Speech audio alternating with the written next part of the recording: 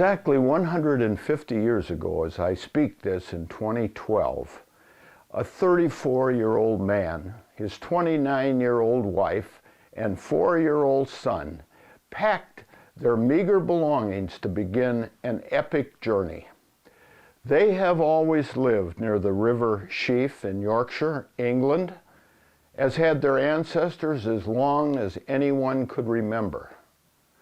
By leaving, they will never again see their family, friends, and familiar surroundings. They will also leave behind 4 small graves in the village churchyard as they take up a new life in a foreign land. 4 years later, they are again near a river, not the Sheaf, but one called the Root. There they will spend most of the rest of their lives. All 3 will be buried within the same plot in Mound Cemetery in a faraway city called Racine, Wisconsin. The little family will bring the surname by which I am known to America. This event is not the beginning of the story, but it is the hinge on which the story turns. The name they brought is Horner, and I am Richard Alfred Horner, born December 28, 1928 in Racine, Wisconsin. It is my aim here to relate the story of my paternal ancestors, the first men and women who carried the surname Horner from England to the United States to me, and their DNA to all their other descendants. Our tale involves stalwart men and women, a pair of brothers, and the sisters they married, weddings and divorces, births and deaths, tragic accidents, booms and depressions, innovations and obsolescence, drunks and teetotalers, lost jobs, and joyous occasions that we see only dimly in the cold data we have to examine. And we top our story off with a mysterious tombstone behind an old barn, miles from the nearest graveyard.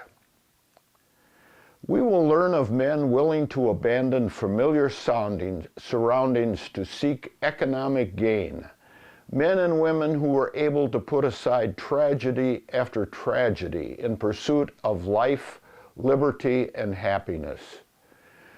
We will encounter no captains of industry, no great literary figures, no scholars of note. There are no professional people in our ancestry, no celebrities, just hard-working, energetic folk who confronted life as it came to them. For 3 generations, there are no high school graduates, and it is the 4th generation before any see the inside of a college classroom. In spite of the lack of formal education, we encounter folks who do math, speak with good grammar, and display more than an adequate vocabulary. For me, the story is about the men who gave me my name. For many others, although they may not have gotten the name, they carry the DNA. It is for all of us that I bring this story. It is 5 generations from the Richard Alfred Horner, born 184 years ago, the one referred to above, to me, the Richard Alfred Horner that wishes to tell you the story. Like most of us, I did not get interested in my genealogy until late in life. Too late to ask the questions of my grandparents and uncles and aunts that they could have answered about what life was like when they were young, why they or their antecedents came to the United States, where they went to church and school, who their friends were, and other important information. They could have told us about interesting relatives or events that shaped their lives. Now we regret that we did not question them about those matters when the opportunity was available. Am I right? Don't you often wish you had been more interested in your grandparents' lives when they were alive and their memories were fresh? I know I do, and I think that you do too. Most people I talk to express similar thoughts.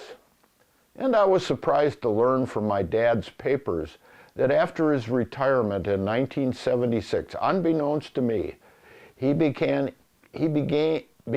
inquiries into our ancestry. I found a page of notes, return letters he had received, and a letter that a distant cousin had gotten from him and saved for years. That letter was sent back to me, and you can see it here. My real interest in my ancestors came to life vividly one fine day in the summer of 1976. I was 48 years old, and outside of knowing I had once had a great-grandfather named Alfred Richard Horner, that he was from England, and that he had been divorced from his first wife, Emma, I knew very little. Oh yes, Grandpa Howard was his son. Beyond that, I knew little family history. And to tell the truth, I didn't think I cared.